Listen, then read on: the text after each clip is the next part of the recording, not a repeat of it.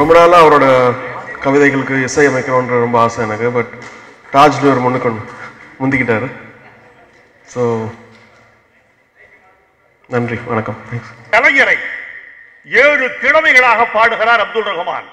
அவர் ஞாயிறு என்கிறார். நீ ஞாயிறு, இரவிலும் விழித்திருக்கும் ஞாயிறு. நீ திங்கள், அமாவாசையிலும் ஒளிரும் திங்கள்.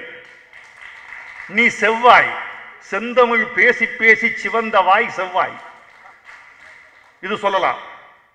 வெள்ளி சொல்றாரு, விடுதலை வானின் விடி வெள்ளி நீ சொல்லிட்டாரு. சனி, உன்னை சபிக்கும் பகைவருக்கு சனி நீ சொல்லிட்டார். இதெல்லாம் சொல்லிடலாம். ரோட்ல போற எல்லா வாத்தியாரும் தமிழ் வாத்தியாரும் சொல்லலாம், போஸ்டர்ல கவிதை எழுதுகிறவன் சொல்லலாம், தபாலில் காதல் கவிதை எழுதுகிறவன் சொல்லலாம். புதன் எப்படி சொல்லுவீங்க? வியாழன் எப்படி சொல்லுவீங்க? மாட்டிக்குவான் எல்லாரும். அப்துல் ரஹ்மான் தைரியமா அந்த சேலஞ்ச் எடுக்கிறார். கவிஞர்கள் எதுகை எடுக்கிற போது ரொம்ப வசதியா எடுத்துக்குவான். வண்டு வந்து, கொண்டு வந்து, பண்டு தந்து, நண்டு வந்து எழுதிட்டா கவிதை முடிஞ்சு போச்சு. எதுகை இது ரொம்ப எளிமை. தொட்டு இருக்கும், விட்டு இருக்கும், பட்டு இருக்கும், சுட்டு இருக்கும், ரொம்ப எளிமை.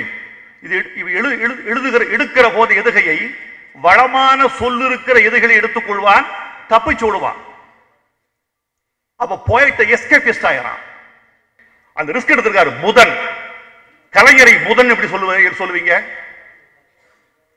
வீழ்த்தும் தோல்விகளை வெற்றியாக்கும் அற்புதன் நீ.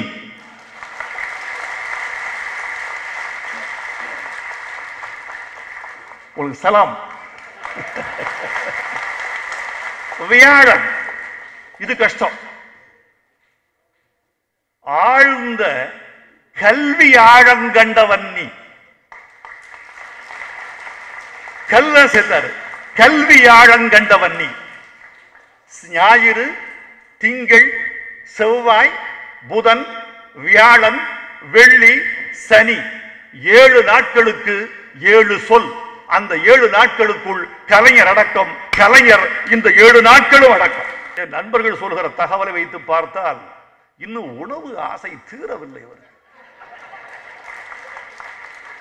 இப்ப பிரியாணின்னு சொன்னா கலைஞர் பேச்ச கேட்காம கூட போயிடுவார். கொஞ்சம் உணவு கட்டுப்பாடு.